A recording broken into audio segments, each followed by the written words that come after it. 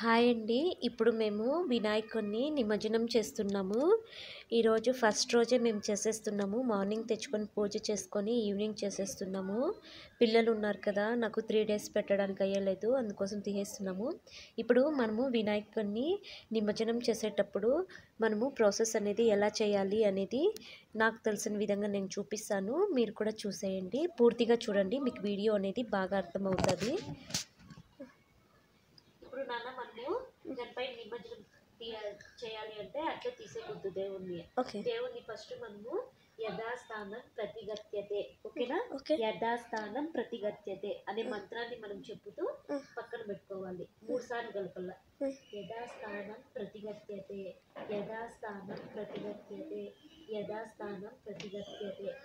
ఇలా మనము మంత్రం చదివి గణపయ్యని తీస్తే గణపయ్యను మనం నిమజ్జనం చేసినా కూడా మన ఇంట్లోనే ఎప్పటికీ ఉంటాడు గణపయ్య, ఓకేనా? మ్యూట్లో పెట్టి డబ్బు బాగా కడిగేసి అందులో వాటర్ నింపుకొని పసుపు కుంకుమతో అయితే అలంకరించుకున్నాను. వినాయకుడిని ఎలాగైనా కానీ నిమజ్జనం చేస్తాం కదా, అందుకోసం నేను పసుపు కుంకుమ పెట్టి అలంకరించాను. ఎక్కడో ఏదో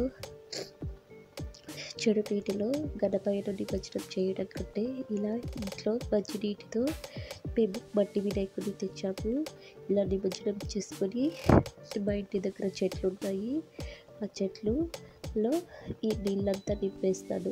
తర్వాత వచ్చి పసుపు కుంకుమ పూలు అక్షింతలు వేసి నీళ్ళంతా రెడీ చేసి పెట్టుకున్నాను గణపయ్యను నిమజ్జనం చేయడానికి. ఇక్కడ మా పాప తీసుకొని వస్తుంది, తన తలనెత్తిన పెట్టుకొని జై జై గణేష, జై జై గణేష, జై జై గణేష అనుకుంటూ మా పాప మా బాబు ఇద్దరు జై జైలు పలికారు.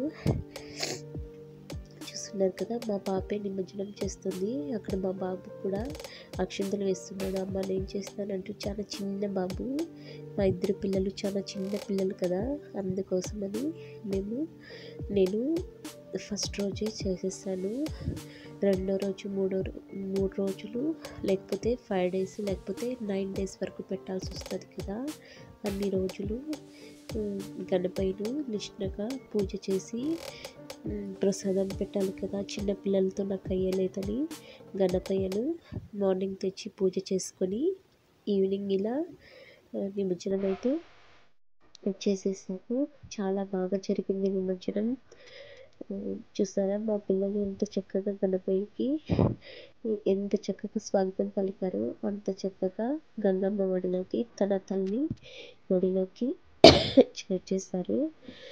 మీకైతే మంత్రం అనేది అర్థమైంది కదా, మీరు అలాగే మంత్రం చదువుతూ గణపయ్యను కదపండి.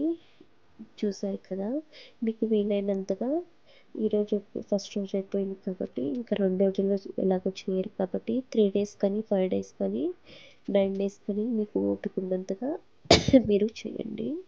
గణపయ్యకి మళ్ళీ పూజ చేసేసి హారతిచ్చి కొబ్బరికాయ కొట్టి దేవుడికైతే నమస్కరించుకొని మా గణపయ్యను చాలా సంతోషంగా తన తల్లి ఒడిలోకి అయితే చేర్చేసాము. మా పిల్లలైతే గణపయ్యకు గంగతో అభిషేకం చేస్తున్నారు. తర్వాత నేను ఇంట్లోకి తీసుకెళ్ళిపోయాను, ఎందుకంటే చాలాసేపు గణపయ్య తన తల్లి ఒడిలో ఉండగా మనము డిస్టర్బ్ చేయకూడదు కదా, అందుకోసమని నేను తర్వాత అయితే తీసుకెళ్ళిపోయాను. ఇంకా మార్నింగ్ లేచి చూస్తే తెలుస్తుంది. గణపయ్య అంతా తల్లి ఒడిలోకి చేరిపోయిన తర్వాత ఆ మట్టి నీళ్ళు మొత్తం చెట్లకి నింపేస్తాను. గణపయ్య ఎప్పటికీ చెట్ల రూపంలో మా ఇంటి వద్దే ఉండి మమ్మల్ని రక్షిస్తూ ఉంటాడనే భావన నాకు. గణపయ్య ఆశీస్సులతో నా జీవితంలో కూడా చాలా అంటే చాలా మంచి జరిగింది నాకు, అందుకోసమే నాకు చాలా ఇష్టం. మీకు కనుక నా వీడియో కనుక నచ్చితే ప్రతి ఒక్కరూ సబ్స్క్రైబ్ చేసుకోండి, అలాగే లైక్ చేసుకోండి, ప్లీజ్ సపోర్ట్ చేయండి. Thank you for watching my videos. చూసారా, హారతి అయితే ఇచ్చేస్తాను.